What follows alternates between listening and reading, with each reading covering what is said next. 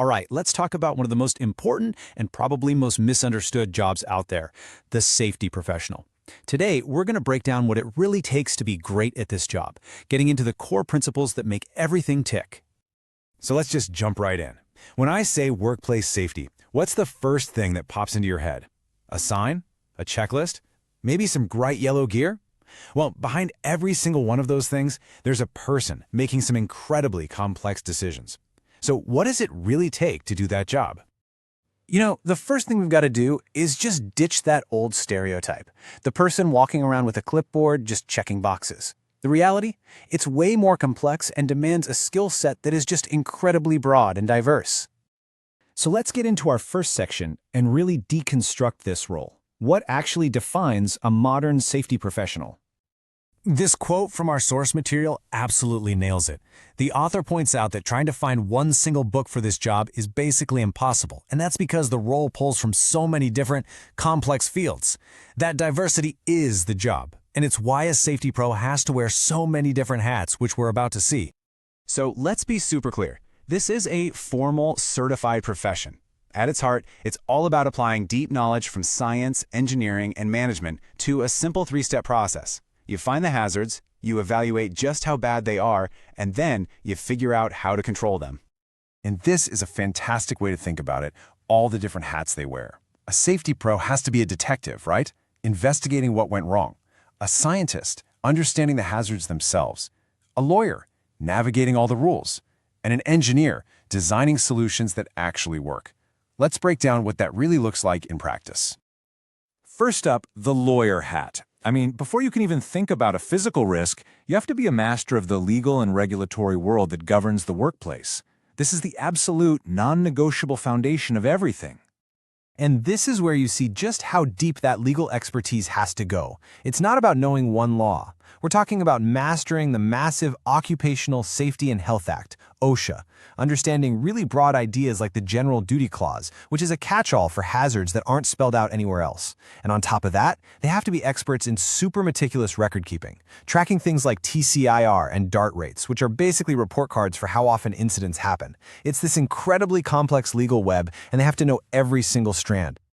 Okay, now let's switch gears and put on the scientist hat. Once you have the rules down, you have to understand the physical, chemical, and biological world where all these hazards actually live. It really starts with chemistry. To assess the risks from things like flammable liquids, toxic gases, or chemicals that could react badly, you have to understand their properties, how they interact, and how to measure them in the air. And right alongside that is toxicology. See, it's not enough to know a chemical is there. You have to know exactly how it messes with the human body. That means knowing its routes of entry, like do you breathe it in, or does it get absorbed through the skin, and understanding that critical dose-response relationship, which in simple terms is the science that tells you exactly how much is too much. Then you've got biology. In so many workplaces, from hospitals to farms, understanding pathogens, bacteria, and viruses is just critical. That knowledge is what helps prevent the spread of all kinds of biological hazards. And finally, physics. This covers some of the most common and, frankly, most dangerous hazards you'll find anywhere. Things like damaging noise, radiation, powerful electrical currents, and the huge mechanical forces involved in falls or equipment failures. So the real magic here is that a safety professional isn't using these sciences one at a time. They're blending them all together, constantly. So imagine they're looking at dust in the air. They're using chemistry and physics to measure it, toxicology to know how it hurts the lungs, and maybe even biology to see if it's carrying some kind of pathogen. They have to be a master of all of it, all at once. Okay, so now we move from all that theoretical knowledge to the engineer and detective hats. How do you take all that science and actually apply it in the real world? Well, you need the right tools. Really think about that for a second. How do you actually measure something you can't see, like a toxic vapor, or noise levels that cause hearing loss over years, not in an instant? This is the core challenge of their detective work, making the invisible visible. And this is how they do it. They have this incredible toolkit of specialized gear and methods. For those invisible chemicals, they do what's called industrial hygiene air sampling. For noise, they'll attach dosimeters to a worker that track their exact exposure over a full shift. For physical jobs, they even use complex formulas, like the NIOSH lifting equation, to calculate the precise risk of injury from doing one single lift. Every tool is designed to put a number on a specific risk. So, how does all of this come together? Because in our final section, we'll see that just having the knowledge and the tools, well, it's not enough. The real endgame is to build a complete, holistic safety management system.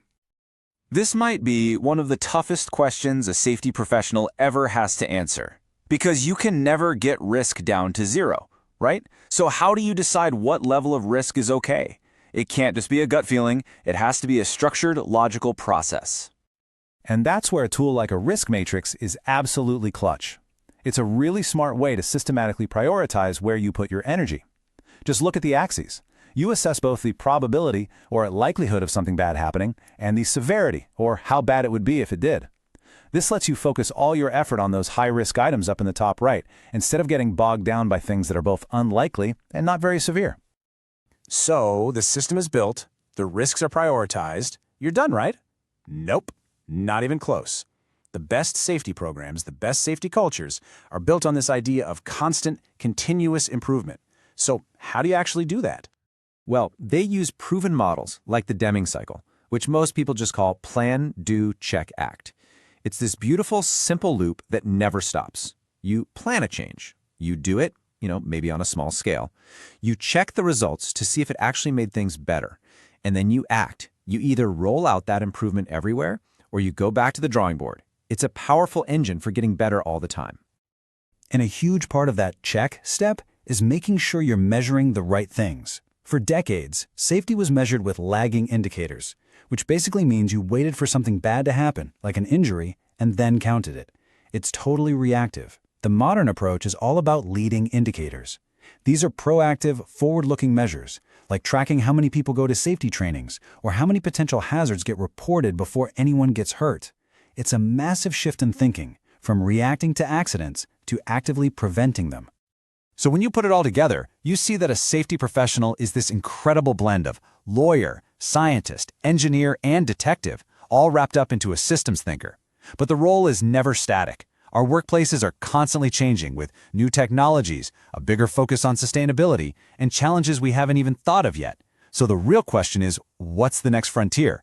What kind of expert will the safety professional have to become next?